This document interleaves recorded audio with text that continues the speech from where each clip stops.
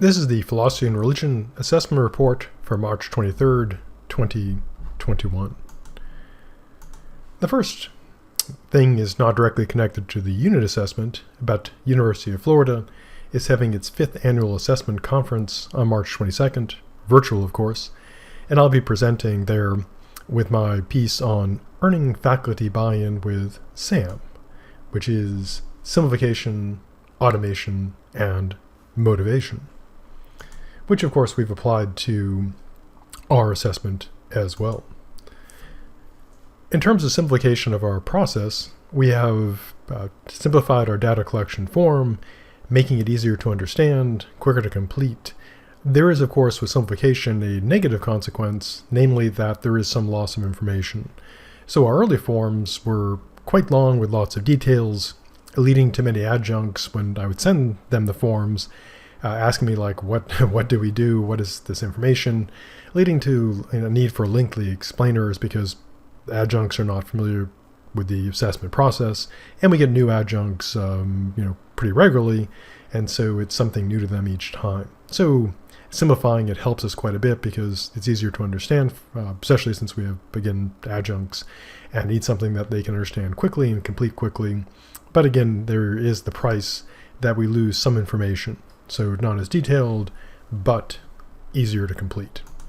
We've also engaged in the automation of our assessment, one we've been developing over time, a relatively slow process, is the Automated Assessment Instruments, or AAI, and our first version of this is the Argument Basics Assessment Instrument, or ABAI, which is deployed now on Canvas and has both a pre- and post-test approach. And the main advantage of this being automated is that it has automatic scoring. So once it's deployed, the students simply complete it and we get the results, making it much easier. We're also sort of in the pipeline for the Nuventive Canvas integration, and it's likely that Philosophy and Religion will be the College of Social Sciences, Arts, and Humanities pilot program, that is to say the guinea pigs for this new process, which will integrate collecting data from Canvas, which will hopefully automate and simplify the process as well. We have been focusing on developing pre-post assessment because that provides the most useful information. Simply seeing where the students are is useful, but it tells us really nothing about how the class has helped them. To use an analogy, it's just sort of like looking at a person's time in the 5K and trying to judge the ability of one's coaching, if one is coaching them. And if someone runs like a really fast 5K, you might think, well, it must be a great coach. But if they actually got slower than they were, then coaching's not so great. Or if someone runs a relatively slow time, but they've improved dramatically, that would be a sign of good coaching. So having the pre-post data is critical to assessment. And to this end, we have the before mentioned ABAI pre-post test. We also have been using the draft system, long before assessment even existed, of course, where we have the pre-data in the form of drafts and the post-data in the form of the final versions of the paper, and we've worked on some additional pre-post assessment.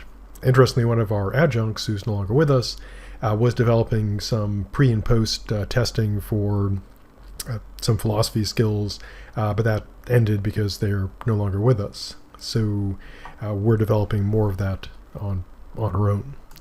Now, I've alluded to some of the challenges we face with assessment. Specifically, one of our main limitations is we currently only have 2 full-time faculty, which limits the data we have available. And of course, as I mentioned repeatedly, the issue with adjuncts. Adjuncts, of course, are essential for filling the gaps, but it does have clear impacts for assessment. Namely, there's an issue with consistency because we have new people constantly coming through and institutional memory. And it limits, of course, ongoing improvement because if we get new adjuncts every semester, they're not going to benefit from past assessment. And adjuncts are essentially unavoidable, but of course it does put a limit on assessment, and more importantly, of course, on having ongoing improving. This is not to say that the adjuncts do a poor job. They do very well. It's just that with constant cycling of adjuncts, it limits our ability to assess and have a ongoing improvement of the program. And of course, as always, I've got to make a pitch for GIAC, the General Education Assessment Committee. Here's the link. Unfortunately, there's no good short link, so I'd suggest just sort of Google GIAC FAMU. They'll take you to the site.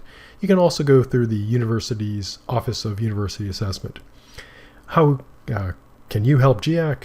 Well, one is, of course, serving on the committee. If you have colleagues, especially those going up for tenure or promotion, they can get a letter of service, which is very good for tenure and promotion. Secondly, of course, providing data or access to the data, assessing artifacts, and of course, completing faculty surveys. We usually have one per year, or same one, fall and spring semester. So thank you, and that concludes the Philosophy and Religion Assessment Report.